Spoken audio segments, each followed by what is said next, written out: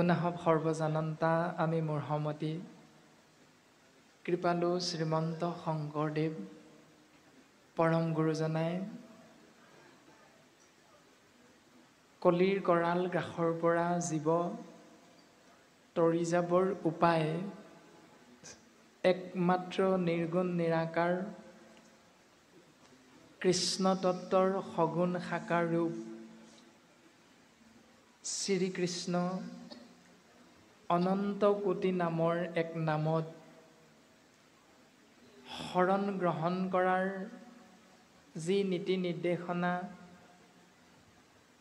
দৰ্শন কৰাইছে সেই সমস্তখিনি দৰ্শন কৃষ্ণ দ্বৈপায়ন বেদব্যাসে সংস্কৃত দেৱভাষাত সুন্দৰভাৱে প্ৰকাশ কৰি গৈছে। কিন্তু আমাৰ কৃপালু গুৰুজন বস্তুৱে সহজ সৰলভাৱে জাতি ধৰ্ম বৰ্ণ ভাষা নিৰ্বিশেষে শিক্ষিত অশিক্ষিত ধনী দুখীয়া উচ্চ নীচ সমস্ত জনাৰে জ্ঞাত হোৱাকৈ সুন্দৰভাৱে প্ৰকাশ কৰিছে। কল্পতৰু পুৰাণ সূৰ্য মহাভাগৱতৰ মাধ্যমেৰে আৰু আমি সমস্ত জনাই আজি এই পুৰাণৰ সূৰ্য মহাভাগৱতক আশ্ৰয় কৰি জীৱন ধন্য কৰাৰ প্ৰয়াস কৰিছোঁ। আহোম কছাৰী খাচী গাৰো মিৰি যৱন কংক গোৱাল অসম মুলুক ধোবা যে তুৰুক কুবাচ ম্লেচ্ছ চাণ্ডাল আনু পাপী নৰ কৃষ্ণ সেৱকৰ সংগত পবিত্ৰ হয়। এনেকৈ একান্ত ভকত সংগ আশ্ৰয় কৰি নিজেও একান্ত ভকতৰ সংগী হৈ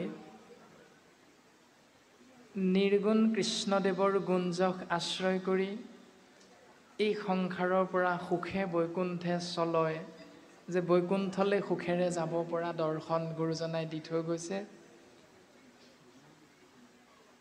তাকেই কোৱা হৈছে বঢ়াৰপু মহাপুৰুষ মাধৱ গুৰুজনাৰ দৰ্শন হৰি নামেব নামেব নামেব মম জীৱন কলো নাস্তব্য নাস্তব্য নাস্তব্য গতি অন্যথা। অৰ্থাৎ ও হৰি নামে হৰি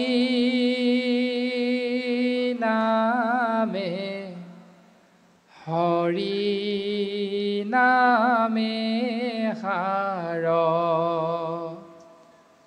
হৰি নামে কৰি আছে জগতকো উদ্ধাৰ। হৰি নামে হৰি নামে হৰি নামে সাৰ হৰি নামে কৰি আছে জগতক উদ্ধাৰ। আৰু এনেহেন হৰি নাম বস্তু গুৰুজনাই সুন্দৰভাৱে দৰ্শন দি থৈ গৈছে। প্ৰজাপতি ব্ৰহ্মাদেৱে পদ্মকল্পত শ্ৰীনাৰায়ণৰ পৰা লাভ কৰা সেই তত্ত্ব ৰামে চাৰি বেদ 14 শাস্ত্ৰ 18 পুৰাণ ব্ৰহ্মাদেৱে বিচাৰিয়া পাইলে হৰি নাম।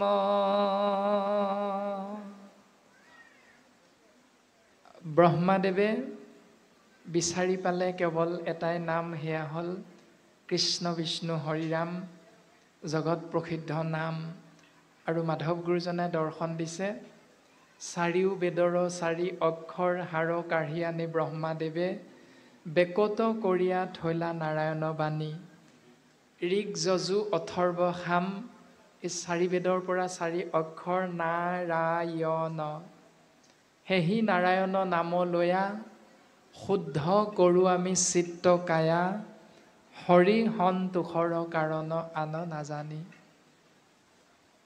আমাক এই দৰ্শন দিলে যে পৰম পিতৃ সৃষ্টি স্থিতি প্ৰলয়ৰ গৰাকী সৰ্বশক্তিমান ইশতত্ব কৃষ্ণদেৱৰ কৃপা লাভৰ বাবে আমি সন্তানস্বৰূপ জীৱ আত্মাই তেওঁৰেই নিৰ্গুণ নামেৰে তেৰাৰ চৰণত সেৱা নিবেদন কৰা।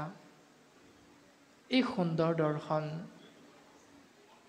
আৰু এই সসাগৰা পৃথিৱীৰ গৰাকী এজন ৰজা পৰম বৈষ্ণৱ, নাম হ'ল বিষ্ণুৰাত, পঞ্চপাণ্ডৱৰ নাতি। কালক্ৰমত তেৰা নাম হৈছিল পৰীক্ষিত। যদিওবা পৰীক্ষিতে মাতৃগৰ্ভতেই ভগৱন্তৰ শংখ চক্ৰ গদা পদ্ম চাৰি অষ্টধাৰী চতুৰ্ভুজ ৰূপ দৰ্শন পাই এই সংসাৰত বৈষ্ণৱ হিচাপে অৱস্থান কৰিছে, মানে জন্মগ্ৰহণ কৰিছে। তথাপিতো তেৰাৰ লগত অহা সেই গুণ, সেই শক্তি তেৰাই সৎ অভিপ্ৰায়েৰে সৎ কাৰ্যত ব্যৱহাৰ কৰিব নোৱাৰাৰ বাবেই তেৰাই এজন ব্ৰাহ্মণৰ পৰা এটা অভিশাপ শিৰ পাতি ল'ব লগা হ'ল। তাৰ দ্বাৰা আমাকো খুব সুন্দৰভাৱে গুৰুজনাই দৰ্শন দিব বিচাৰিছে যে হে জীৱ, তোমালোকো যেতিয়া মাতৃগৰ্ভৰ পৰা এই মায়াময় সংসাৰত আহি এটা দিনত জন্মগ্ৰহণ কৰা আৰু জন্মসূত্ৰে যি ২৪টা তত্ত্বৰ এক শৰীৰ আৰু এই শৰীৰত ১১টা ইন্দ্ৰিয়ৰ লগত ৩ গুণযুক্ত হৈ যি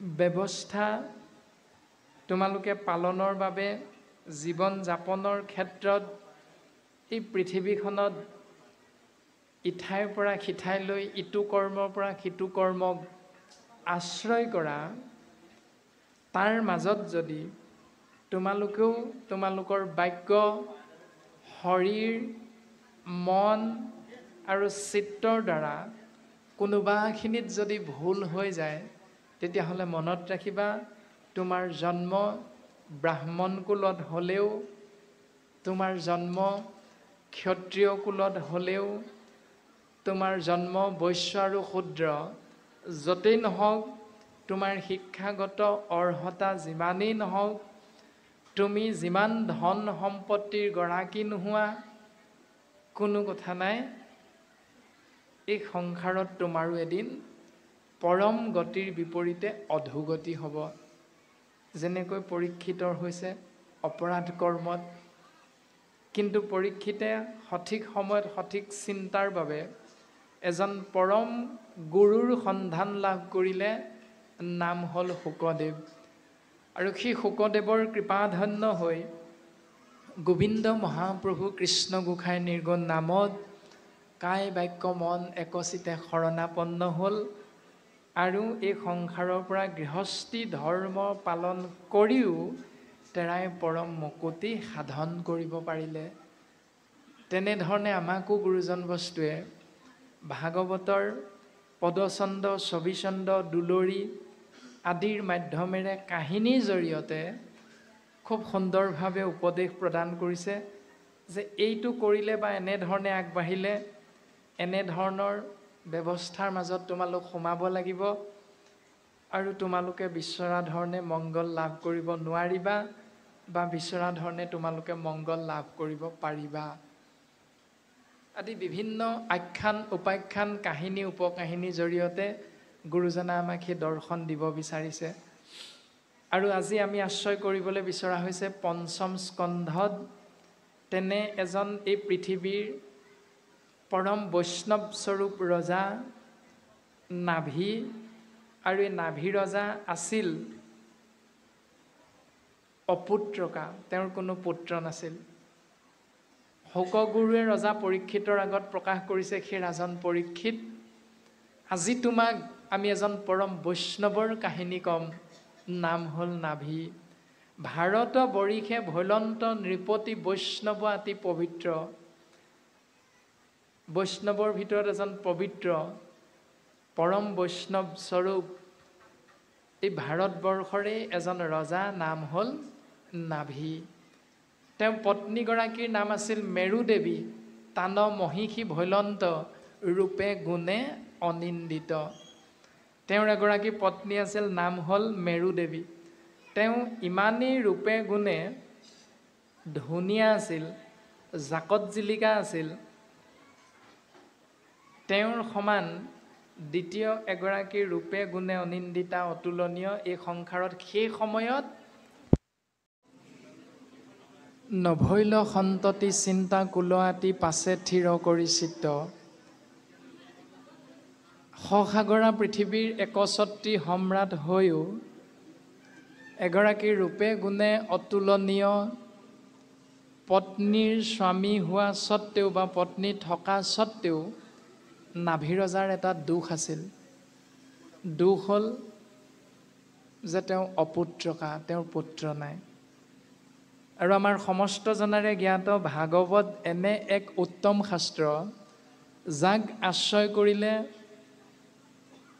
মাধৱ গুৰুজনাই নামঘোষা শাস্ত্ৰৰ আৰম্ভণিতে, কৃপালু শ্ৰীমন্ত শংকৰদেৱ গুৰুজনাই কীৰ্তন গ্ৰন্থৰ আৰম্ভণিতে ভাগি শ্লোকত খুব সুন্দৰভাৱে সংযোজন কৰিছে। মুকং কৰোতি ভাষা লং পংগুং লংঘয়তে গিৰিম য়ৎ কৃপা তমহং বন্দে পৰমানন্দ মাধৱম। যে যাৰ কৃপা ধন্য হ'লে বুবাজনেও মুখেৰে কথা ক'ব পাৰে, চৰণ নথকাজনেও, ভৰি নথকাজনেও পৰ্বত বগাবৰ সৌভাগ্যৱন্ত হ'ব পাৰে। ঠিক তেনেকৈ ভাগৱত নাম বস্তু দ্বাৰা বন্ধা নাৰীয়েও সন্তান জন্ম দিব পাৰে।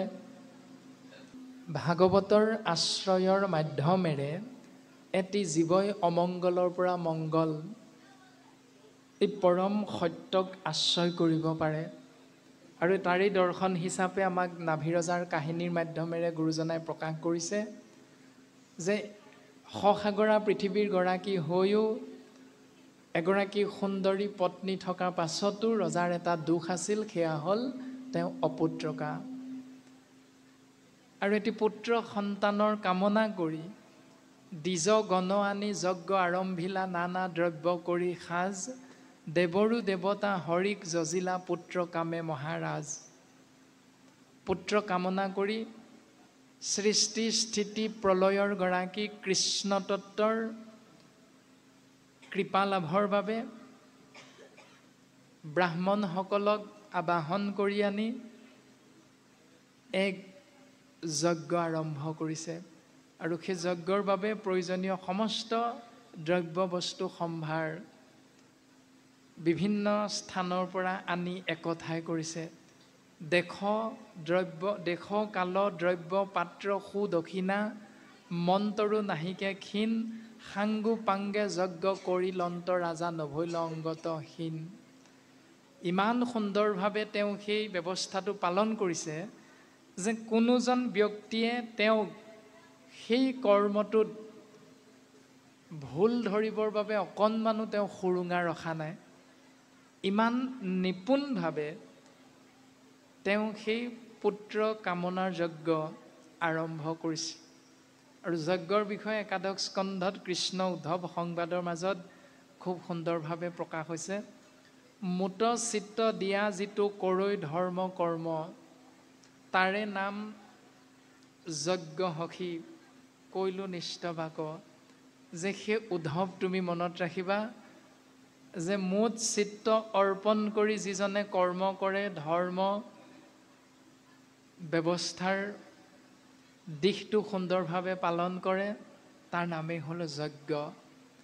আৰু ইয়াতো পৰম বৈষ্ণৱ স্বৰূপ নাভি ৰজাই তেনেধৰণে ভকত বৈষ্ণৱক আবাহন কৰি আনি, ব্ৰাহ্মণসকলক আবাহন কৰি আনি পুত্ৰ কামনাৰ অৰ্থে এক যজ্ঞ আৰম্ভ কৰিছে। আৰু সেই যজ্ঞৰ উদ্দেশ্য পাছে কৃপাময় জানিলা হৃদয় মুকেশে ভজে নিৰ্পতি কৰ্মশীলজনে আমাক নপাৱে আমি ভকতৰ গতি। অন্তৰ্যামী ভগৱন্ত পুৰুষে জানিলে যে নাভিৰজাই যি কৰ্ম যজ্ঞ হিচাপে পালন কৰিছে, ধৰ্মৰ জ্ঞান লাভ কৰি সেই কৰ্মত তেৰাই কেৱল মোৰ চিন্তাহে কৰিছে। গতিকে মই তেৰাৰ মনৰ আশা মনৰ কামনা পূৰণ কৰিব লাগিব। অন্য হাতেদি গুৰুজন বস্তুৱে প্ৰকাশ কৰিছে যে কৰ্মশীলজনে আমাক নপাৱে আমি ভকতৰ গতি। যিজন কৰ্মশীল তেওঁ ভগৱন্তৰ কৃপা লাভ কৰিব নোৱাৰে। অন্য হাতেদি নাভিৰজাই কিন্তু মোকেই চিন্তা কৰি আছে। নামঘোষা শাস্ত্ৰত মাধৱ গুৰুজনাই লিখিছে যে কৰ্মত বিশ্বাস যাৰ হিয়াত থাকন্তু হৰি আতিশয় দূৰহন্ত তাৰ দূৰতো বিদূৰ সন্ত তাৰ অহংকাৰ থাকন্তেও সাক্ষাৎ কৃষ্ণক পায় শ্ৰৱণ কীৰ্তন ধৰ্ম যাৰ। শংকৰ গুৰুজনায়ো খুব সুন্দৰভাৱে দৰ্শন দিছে। ৰাখিলাহা কৰ্ম কাণ্ড অজ্ঞানীৰ পদে কৰ্মিক নুগুচে পৰম আপদে।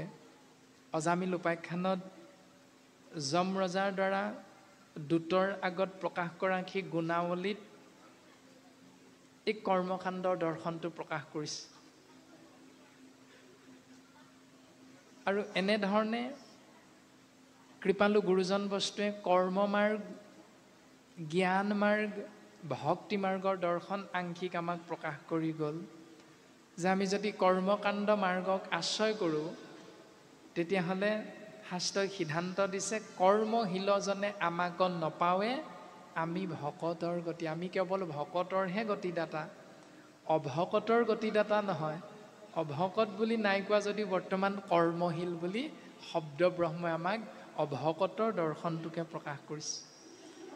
আৰু এনেধৰণে যজ্ঞ কৰ্মত সন্তুষ্ট হৈ ভগৱন্ত পুৰুষ সাক্ষাৎ বেকত হৈছে। আৰু বেকত হোৱাৰ লগে লগে সেই পবিত্ৰ পুণ্য ধামত উপস্থিত ঋত্বিজসকলে ভগৱন্তৰ চৰণত সেৱা নিবেদন কৰিছে। ৰজা নাভিৰ সহিতে সমস্ত জনায়। তাৰ পাছত পদে আমাক প্ৰকাশ কৰিছে ৰাম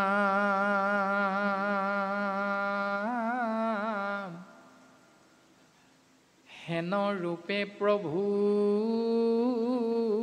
বেকত ভৈলন্ত দেখিলন্ত নৰপতি ঋত্বিজ সহিতে উঠি চমকিতে অষ্টাংগে কৰিলা নতি।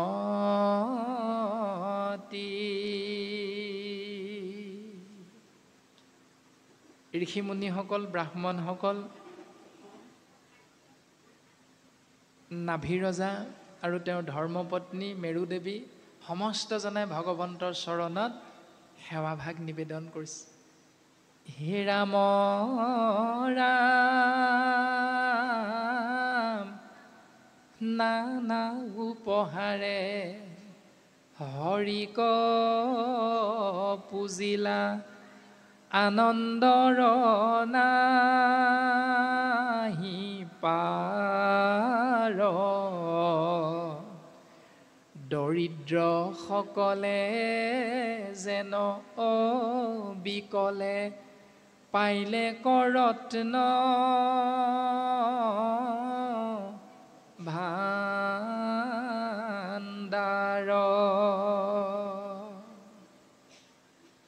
এজন দুখীয়া মানুহে যেনেকৈ ৰত্নৰ ভাণ্ডাৰ লাভ কৰিলে,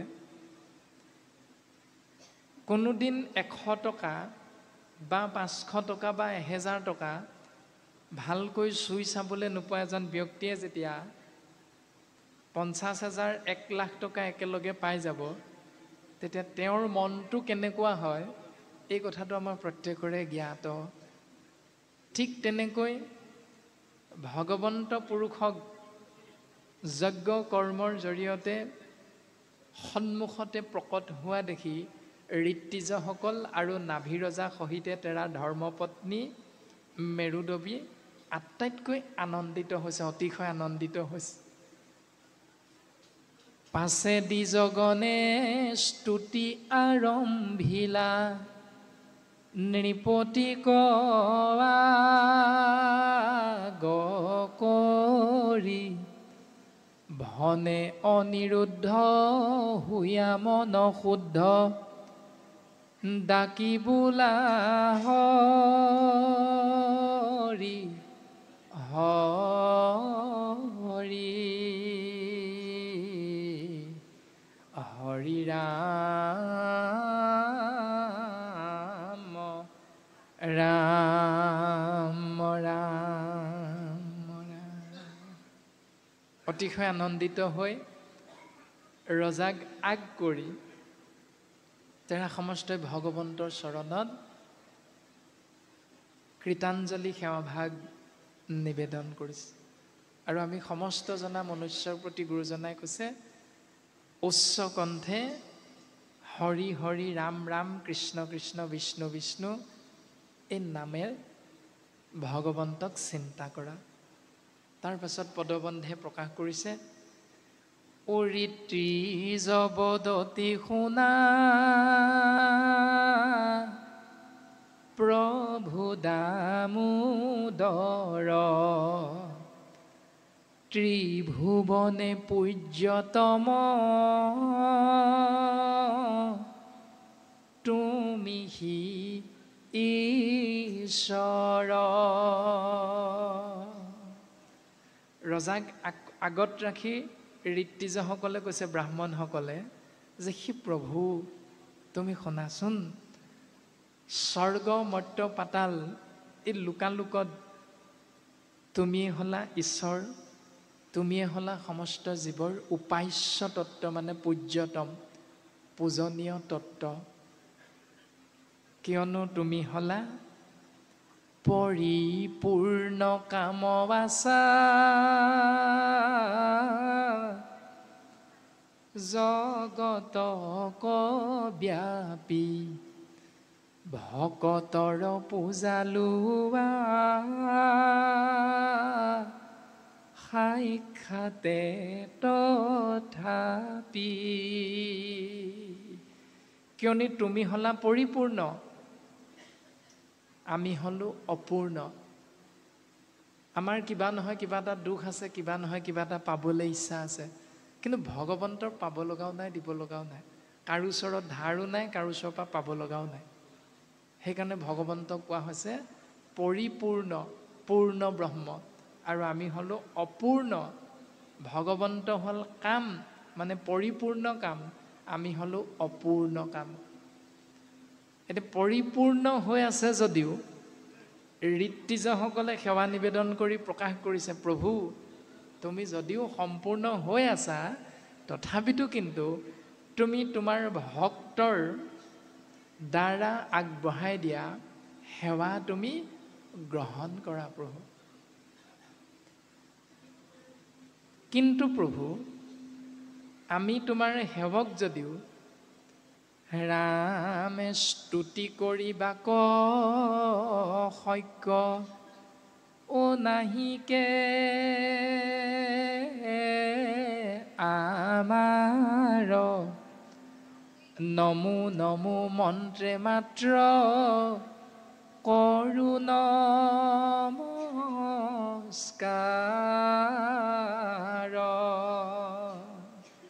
তোমাক কেনেকৈ স্তুতি কৰিব লাগে, কেনেকৈনো তোমাক স্তুতি কৰিলে তুমি সন্তুষ্ট হবা, তুমি আমি ভকতৰ কৃপা কৰিবা, তাৰ বিষয়বস্তুৰ সবিশেষ জ্ঞান আমাৰ নাই প্ৰভু।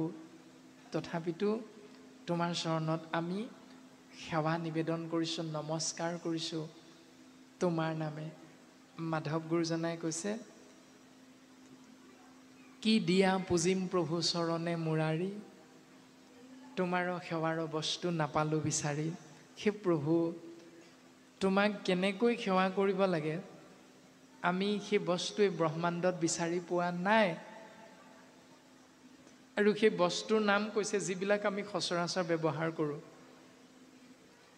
জল দি পুজিলোহেঁতেন মাছে বিতালিলে, প্ৰভু জলেৰে তোমাৰ চৰণ ধোৱাবলৈ, তোমাৰ চৰণ ধোৱাই তোমাক সেৱা কৰিবলৈ বৰ ইচ্ছা আছিল। কিন্তু মাছে যে বিতালি দিয়াৰ বাবে, ঘোদালি দিয়াৰ বাবে জল চোৱা হৈ গ'ল, হে প্ৰভু, চোৱা বস্তু জানো তুমি গ্ৰহণ কৰিবা? নিশ্চয় নকৰা। সেইকাৰণে জলৰ কথা আমাৰ মনলৈ আহিছিল যদিও জল আমি বাদ দিলোঁ। প্ৰভু, পুষ্প দি পুজিলোহেঁতেন ভোমোৰাই চুহিলে, ফুলেৰেও তোমাৰ চৰণত সেৱা নিবেদন কৰিবলৈ বৰ ইচ্ছা আছিল। কিন্তু ভোমোৰাই যে ফুলৰ ৰেণু চুহি লৈ গ'ল, সেইকাৰণে ফুলো চোৱা হৈ গ'ল। প্ৰভু, দুগ্ধ দি পুজিলোহেঁতেন দামুৰিয়ে পিলে, গাখীৰ ঢালি ঢালি তোমাৰ চৰণত সেৱা কৰাৰ বৰ ইচ্ছা আছিল। প্ৰভু, কিন্তু দামুৰিয়ে যে পিলে সেইকাৰণে দুগ্ধও চোৱা হৈ গ'ল। গতিকে মাধৱ গুৰুজনে আমাক ভক্তি মাৰ্গৰ উত্তম পন্থাটো দৰ্শন কৰালে। যেই বস্তু দে ও প্ৰভু, সেই বস্তু চোৱা, তোমাৰ নামে তোমাক পুজি গধূলিও পুৱা। প্ৰভু, যি বস্তুৱে তোমাৰ আগত আগবঢ়াই দিব বিচাৰোঁ সকলোবিলাক দেখোন চোৱা। প্ৰভু, গতিকে চোৱা নোহোৱা এটাই বস্তু আছে, সেয়া হ'ল তোমাৰ নিৰ্গুণ নাম। মাধৱ গুৰুজনে নামঘোষা শাস্ত্ৰত লিখিছে যে হে কৃষ্ণ, তুমি মাত্ৰ চৈতন্য স্বৰূপ নিত্য, সত্য শুদ্ধ জ্ঞান অখণ্ডিত, আৱৰ যতেকৈ ইটো তোমাৰ বিনোদৰ ৰূপ, চৰাচৰ মায়াৰে কল্পিত। তজু গুণ নাম হৰি কেৱল নিৰ্গুণ মাত্ৰ, আৱৰ সমস্ত গুণময়, এতেক জানিয়া হৰি তোমাৰ নামক মাত্ৰ, কৰিলো সাৰ কৃপাময়। হে প্ৰভু, তোমাৰ নামহে নিৰ্গুণ আৰু বাকী সমস্ত গুণময়। গতিকে গুণময়ে নিৰ্গুণক ভজিবৰ বাবে গুণময় বস্তুক আশ্ৰয় কৰিলে নহ'ব। নিৰ্গুণৰ কৃপা লাভৰ বাবে গুণময়ে নিৰ্গুণক আশ্ৰয় কৰিব লাগিব। আৰু নিৰ্গুণ হ'ল কৃষ্ণ, আৰু সেই কৃষ্ণ তত্বৰে নাম হ'ল নিৰ্গুণ বস্তু। ৰাম সতৰ যতম প্ৰকৃতিৰ গুণ যত, তাতে বন্ধ ভৈলো আমি তিনিও জগত। প্ৰভু, স্বৰ্গ মৰ্ত্য পাতাল এই তিনিও লোকৰ জীৱ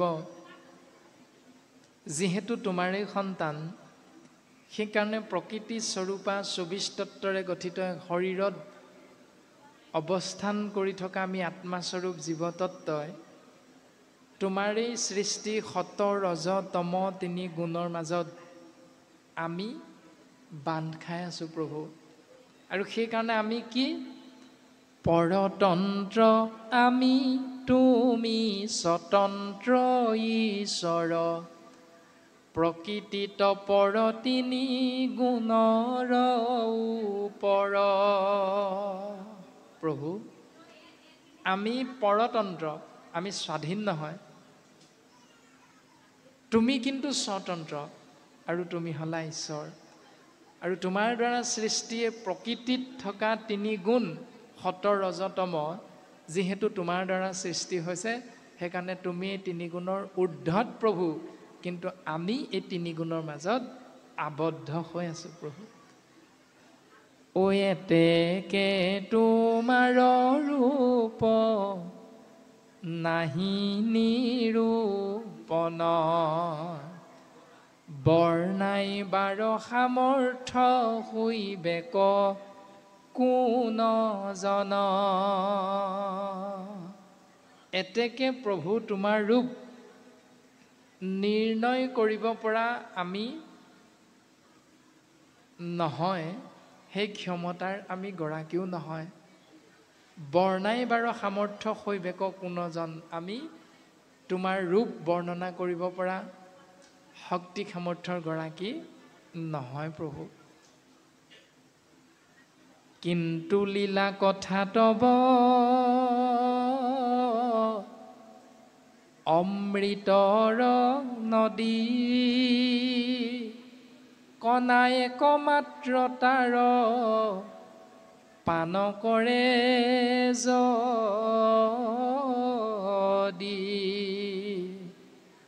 এতেকে তাহাৰ সবে দুখ হৈবে অন্ত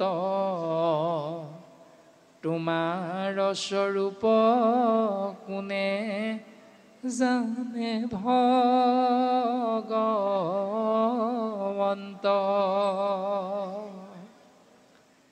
হে প্ৰভু, তোমাৰ কিন্তু নামৰ এক কণিকা যদি জীৱই শ্ৰৱণ কীৰ্তন মহাভক্তিৰ মাধ্যমেৰে পাণ কৰিবলৈ সৌভাগ্যৱন্ত হয়, তেতিয়াহ'লে তেওঁতকৈ আৰু সৌভাগ্যৱন্ত দ্বিতীয়জন এই সংসাৰত নাই। তেওঁতকৈ সুখী আৰু দ্বিতীয়জন এই সংসাৰত নাই।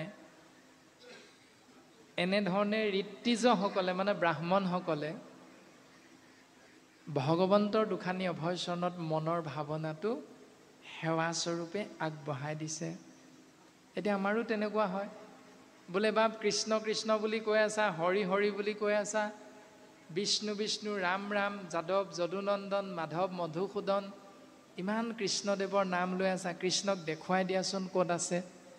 কোনোবাই পাৰিমনে দেখুৱাই দিব? কোনেও নোৱাৰো। বুজিবৰ বাবে গুৰুজন বস্তুৱে কৈছে ভগৱন্ত নিৰ্গুণ, মানে নিশ্চিত গুণ। ভগৱন্ত নিৰাকাৰ, নিশ্চিত আকাৰ। এতিয়া নিশ্চিত আকাৰৰ অৰ্থ বুজিবৰ কাৰণে আমি কি ভাবিম? নিৰ শব্দৰ অৰ্থ হ'ল নিৰ মানে পানী, যোগ আকাৰ সমান পানীৰ আকাৰটো যেনেকুৱা বুলি কৈছে তাক নিৰাকাৰ বুলি কোৱা হৈছে। এতিয়া পানীৰ আকাৰটো কেনেকুৱা আমি জানিবৰ বাবে পানী নামৰ বস্তুভাগ যিটো পাত্ৰত ৰখা হ'ব, সেই পাত্ৰৰ নামেৰে পানীৰ নামাকৰণ কৰা যায়, আকাৰটো চিহ্নিত কৰা যায়। এতিয়া আমাক উদ্যোক্তা মণ্ডলীয়ে এটা পাত্ৰ দিছে, পাত্ৰটোৰ নাম কি? বটল। আৰু এই বটল নামৰ পাত্ৰটোৰ ভিতৰত কি আছে? পানী আছে। এতিয়া পানীখিনি আকাৰটো বা পানীখিনি নামাকৰণ আমি কি বুলি কৰিম? পাত্ৰটোৰ নামেৰে কৰিম, এক বটল পানী। কিন্তু এই এক বটল পানী কাষতে এটা পাত্ৰ আছে, পাত্ৰটোৰ নাম কি? ঘটি। এই বটলৰ পৰা পানীখিনি যদি ইয়াত বাকি দিয়া যায়, তেতিয়াহ'লে এক বটল পানী নামাকৰণ কি হ'ব? যিটো পাত্ৰত ৰখা যাব তাক সেই পাত্ৰটোৰ নামাকৰণ হৈ যায় এঘটি পানী। আৰু এই ঘটিটোৰ পৰা একেখিনি পানীকে যদি উলিয়াই আনি এই কাষতে থকা পাত্ৰটোত ৰাখি দিয়া যায়, এই কাষতে থকা সৰু পাত্ৰটোৰ নাম কি? গিলাচ। তেতিয়াহ'লে একেখিনি পানীৰে নাম হ'ব এগিলাচ পানী। এতিয়া পানীৰ আকাৰটো আমি কি বুজিলোঁ? কি বুলি বুজিম এতিয়া? য'ত ৰখা যাব সেই পাত্ৰটোৰ নামেৰে পানীয়ে নিজৰ পৰিচয়টো দাঙি ধৰে। ঠিক তেনেকৈ পৰম আত্মা ঈশ তত্ত্বই নিজক দেখাবৰ বাবে, প্ৰকাশ কৰিবৰ বাবে এটা ২৪ তত্ত্বৰে গঠিত শৰীৰত প্ৰৱেশ কৰে। আৰু সেই শৰীৰটোত প্ৰৱেশ কৰোঁতে সেই শৰীৰৰূপী পাত্ৰটোৰ নাম যিটো, ভগৱন্তৰ নামো তেনেধৰণে ৰখা হয়, চিহ্নিত হয়। মানুহ নামৰ শৰীৰটোত যিহেতু চৈতন্যপূৰ্ণ পৰম আত্মা ৰূপে হৰি হৃদয়ত আচন্ত প্ৰকাশী মানুহ নামৰ ২৪ তত্বৰে গঠিত শৰীৰটোত হৰিৰূপী ভগৱন্তই পৰমাত্মাৰ ৰূপত সোমাই দিয়াৰ বাবে ভগৱন্তৰ নামটো হ'ল মানুহ, মানে নৰ যোগ ঈশ্বৰ সমান নৰেশ্বৰ, নৰেশ্বৰ। মানুহ ৰূপত ঈশ্বৰ প্ৰকট হৈ আছে। তাৰ পাছত ছেদজ, উদ্ভিদজ আৰু জৰায়ুজ, মানে পানীত থকা আৰু গছ গছনি আৰু ইতৰ জীৱ জন্তুবিলাক। আমি প্ৰত্যেকৰে নামবিলাক চিনি পাওঁ যে এজোপা গছৰ নাম, লতাৰ নাম, তাৰ পাছত মাছ কাছ পানীত থকা, তাৰ পাছত চৰাই চিৰিকটি, তাৰ পাছত বাঘ সিংহ কুকুৰ মেকুৰী ছাগলী শিয়াল আদি যিবিলাক পাত্ৰ আমি দেখা পাওঁ চকুৰে, সেই পাত্ৰবিলাকৰ হৰিবিলাকৰ নামেৰে ৰাম তত্ত্বৰ নামটো আমি প্ৰত্যেকেই বুজিবলৈ চেষ্টা কৰোঁ। আৰু একাদশ স্কন্ধত গুৰুজন বস্তুৱে কৈছে, সমস্ত ভূততে ব্যাপী আছোঁ মই হৰি, সবাকো মানিবা বিষ্ণু বুদ্ধি কৰি। যে মই সমস্ত ভূততে ব্যাপ্তমান হৈ আছোঁ। সেইকাৰণে তুমি সকলোকে মই জ্ঞান কৰিবলৈ চেষ্টা কৰিবা, অৰ্থাৎ ঈশ্বৰ বুলি ভাবিবলৈ চেষ্টা কৰিবা। তাৰে প্ৰমাণ হিচাপে যদি চাই, আপোনালোকৰ গাঁৱৰে এজন ব্যক্তি ঘৰলৈ যদি গাঁৱৰে ইটো মূৰত থকা দুজন ভকতৰ আগমন হয়, আৰু আপোনালোকৰ ঘৰলৈ যদি যোৰহাটৰ পৰা বা গুৱাহাটীৰ পৰা দুজন ভকতৰ আগমন হয়, এডাল ধূপ জ্বলাই গাঁৱৰ ভকত দুজন বা ব্যক্তি দুজন আৰু গুৱাহাটীৰ পৰা অহা আলহী দুজনৰ আগত পৃথকে পৃথকে যদি সেৱা কৰা যায়, তেতিয়াহ'লে চাৰিওজন ব্যক্তিয়ে পৃথকে পৃথকে সেৱা পোৱাৰ পাছতো তেওঁলোকে আশীৰ্বাদটো কি বুলি দিব?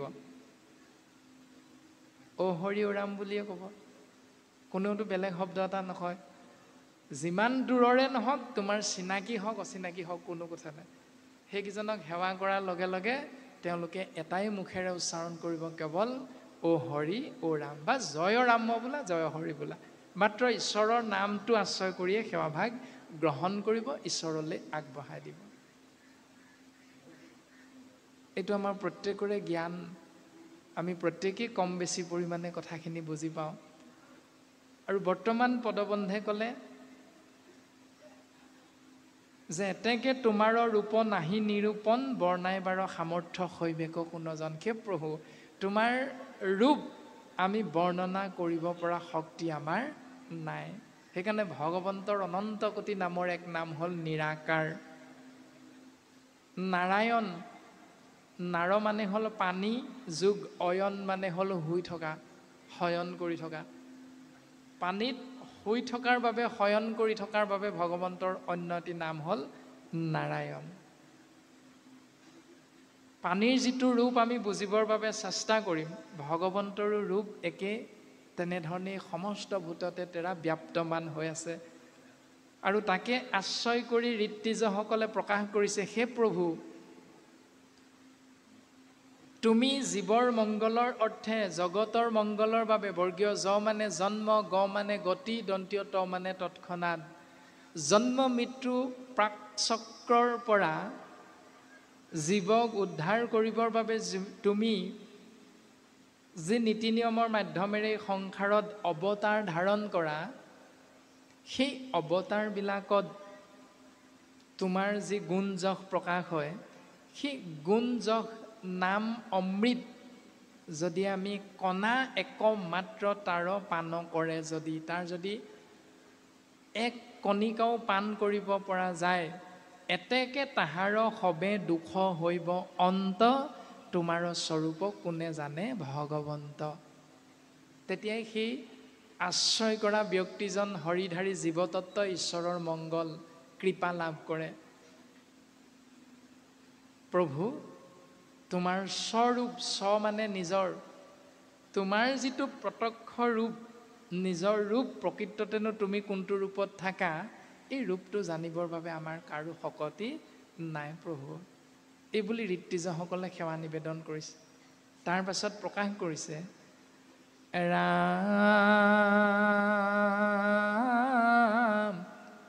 বাক্য মন অগোচৰ অব্যক্ত পুৰুষ তথাপি ভক্তৰ প্ৰতি সাধা নিৰংকুশ।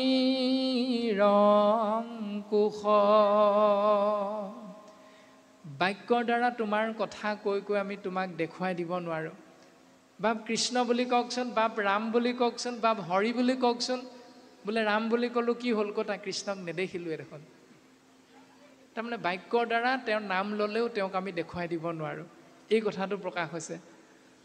মনৰ দ্বাৰা কৃষ্ণ বুলি ভাবিলেও তেওঁক আমি দেখা নাপাওঁ, অগোচৰ বুলি কৈছে, গোচৰ নহয়, তেওঁ প্ৰকাশমান নহয় তেনেধৰণে আমি ভবা ধৰণে। সেইকাৰণে ভগৱন্তক কোৱা হৈছে অব্যক্ত পুৰুষ, যিজন ব্যাপ্তমান, সন্মুখত প্ৰকট নহয় আপুনি মই যেনেধৰণে ভাবোঁ। তথাপি ভক্তৰ প্ৰতি সাধা নিৰংকুশ। অংকুশ, অংকুশৰ বিপৰীত হ'ল নিৰংকুশ। এতিয়া অংকুশ মানে কি? এডাল বেকা বস্তু যাৰ দ্বাৰা হাতীৰ মাউতে হাতীটোক বশ্য কৰিবৰ বাবে ব্যৱহাৰ কৰে অংকুশ। জোঙা এডাল লোহাৰ বস্তু যিডালক আশ্ৰয় কৰি মাউতে হাতীটোক বশ কৰি এই সংসাৰখনত ঘূৰাই লৈ ফুৰে, তাৰ নাম হ'ল অংকুশ। ভগৱন্তৰ চৰণৰ চিহ্ন হ'ল অংকুশ।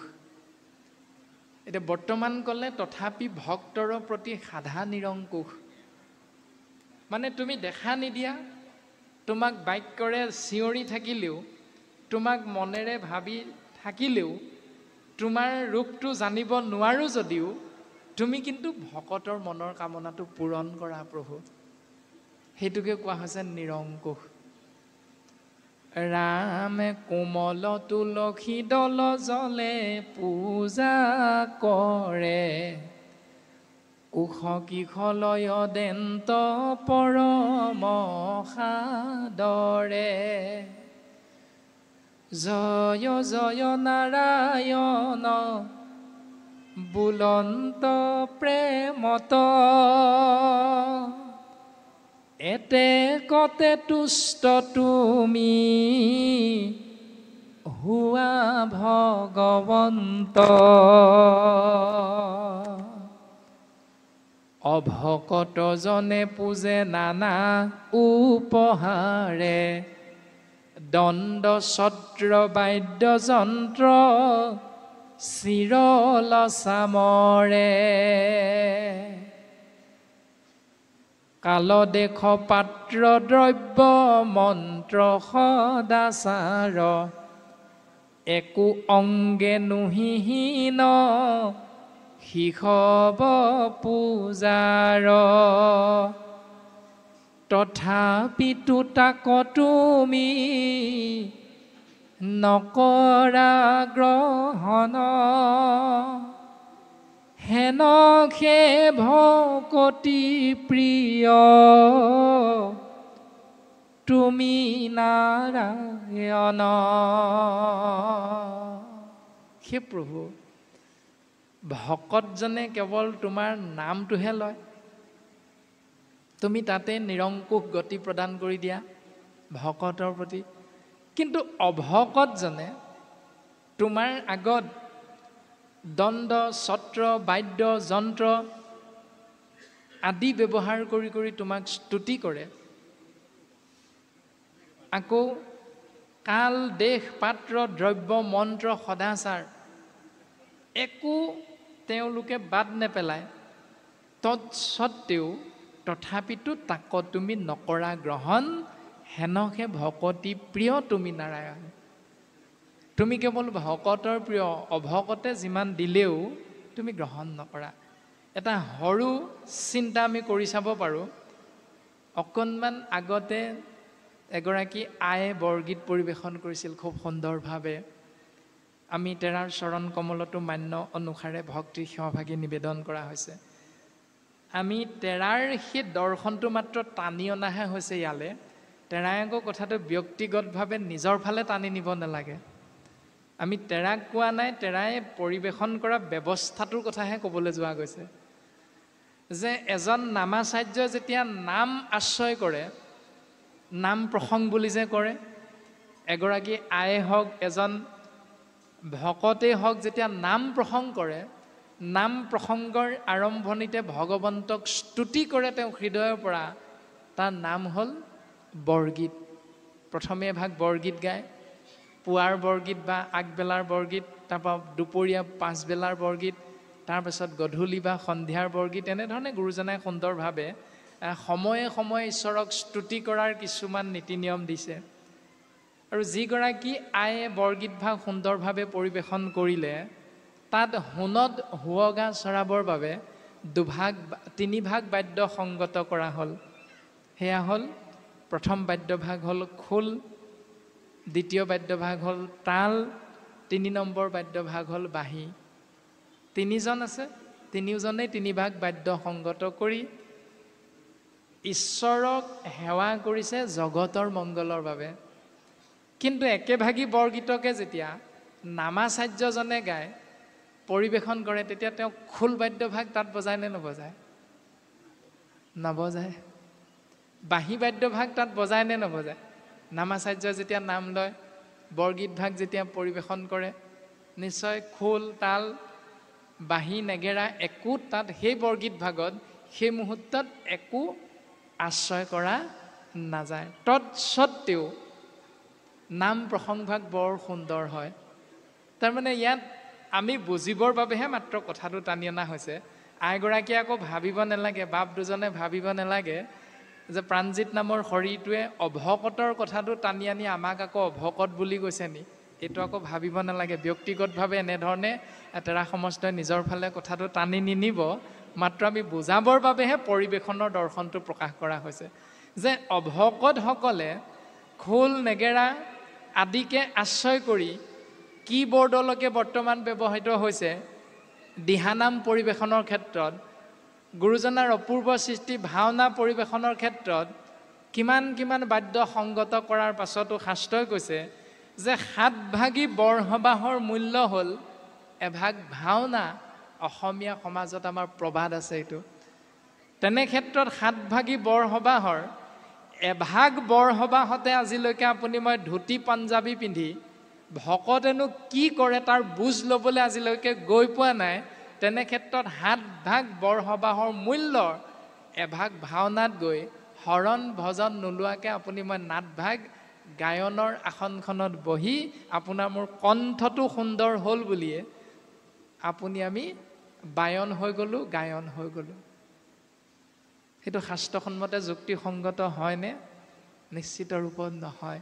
গতিকে অভক্ত হৈ তুমি যেনেকৈ মোক সেৱা কৰিবলৈ নোযোৱা কিয়, মই তাত কিন্তু তোমাৰ সেই ব্যৱস্থাটোত কেতিয়াও সন্তুষ্ট নহওঁ। কিন্তু ভকতে যদি মোক দুবৰি বন এখিলাও দিয়ে বা নিদিয়েও, কেৱল কৃষ্ণ বুলিহে কয়, মই কিন্তু তাতেই সন্তুষ্ট। কিন্তু অভকতে যিমান ব্যৱস্থা পালন কৰিলেও তাৰ দ্বাৰা মই কিন্তু সন্তুষ্ট নহওঁ। এই দৰ্শনটো প্ৰকাশিত হৈছে বৰ্তমান পদবন্ধে। ৰাম সকামে ভজোহো আমি